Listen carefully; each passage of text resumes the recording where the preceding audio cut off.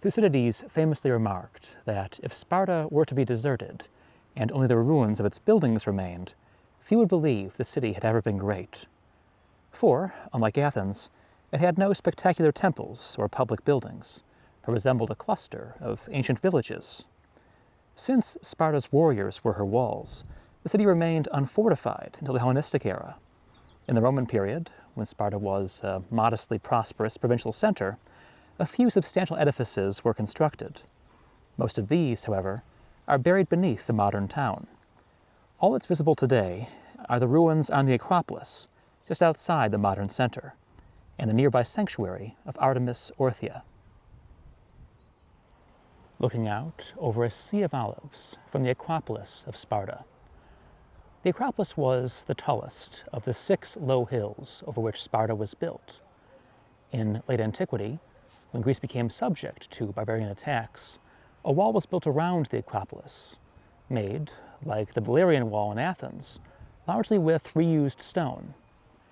These precautions, however, did not protect Sparta from Alaric and his Visigoths, who sacked the city in 396, 14 years before they did the same to Rome. Although Roman Sparta was more monumental than its classical predecessor, it was a far less impressive place than Athens, let alone Corinth or Ephesus. Its ruins are correspondingly scanty. Perhaps the most impressive structure, then, though not now, was this Roman portico. We're just seeing one end of it here, built in the 2nd century AD. It was an enormous building, longer than the Stoa of Attalus in the Athenian Agora. The portico featured a series of barrel-vaulted shops, now raw masonry, but once faced with marble. A colonnade, long vanished, stood in front of the shops. This may be the final incarnation of the Persian Stoa, described by Pausanias as a classical monument built with the spoils of the Persian wars. Archaizing features of the design suggest that this may have been the case. During the Byzantine period, a monastery was built into the eastern part of the portico, and houses rose over the western side. The descriptively but unhelpfully named round building may have been a monumental tomb, but we have no way of knowing. It was rebuilt during the Roman period, and again quite recently, as you can see from that fresh marble. An alternative candidate for Pausanias's Persian Stoa is this structure, a short distance away, now known simply as the Agora, from the adjacent market square. This was the Basilica of Byzantine Sparta, likely built during or soon after the reign of Justinian. Ahead, as usual in buildings of this vintage, was the altar and the synthronon, where the clergy sat. This was the sanctuary of Athena Kalka Oikos, Athena of the Bronze House. Though only a few foundation blocks survive today, this was among the most important temples in classical Sparta. It derived its name from the bronze plates that sheathed its walls. A few were found by archaeologists. It was here that Pausanias, the Spartan regent who led the victorious coalition at the Battle of Plataea, took sanctuary after being accused of conspiring with the Persians and was eventually starved to death. It was here, too, that the famous Leonidas statue in the museum was discovered. Sparta's first monumental theater was built in the Hellenistic era.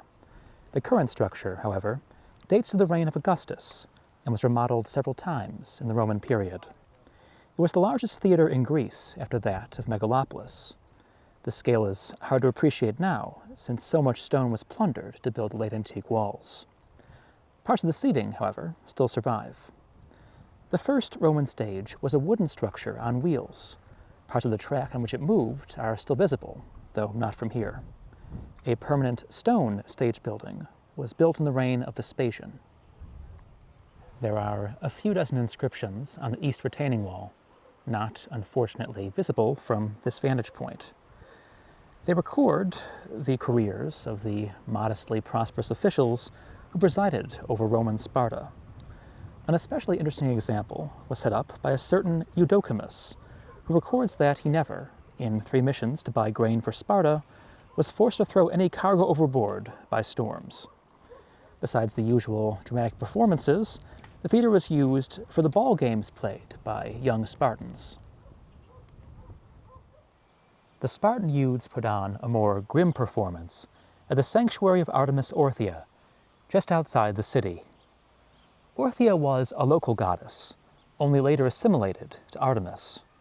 The sanctuary dedicated to her, which began to develop during the Archaic era, remained in use for a millennium. More than 100,000 votive figures made of lead have been recovered here, along with clay masks that likely imitate those used during initiation ceremonies. The foundations of the Temple of Artemis are visible here. This was a Hellenistic building. Two predecessors stood on the same site. Around are the remains of a near amphitheater built in the 3rd century AD. This was constructed so that thousands could watch one of Roman Sparta's most gruesome spectacles.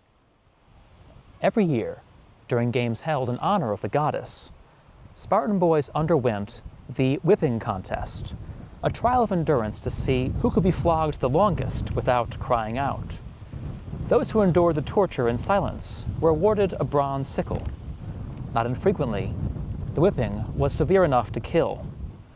Although it masqueraded as an ancient contest instituted by Lycurgus, the contest was nothing more or less than a bloody exercise in nostalgia performed for the tourists who came to see what remained of the glory of Sparta.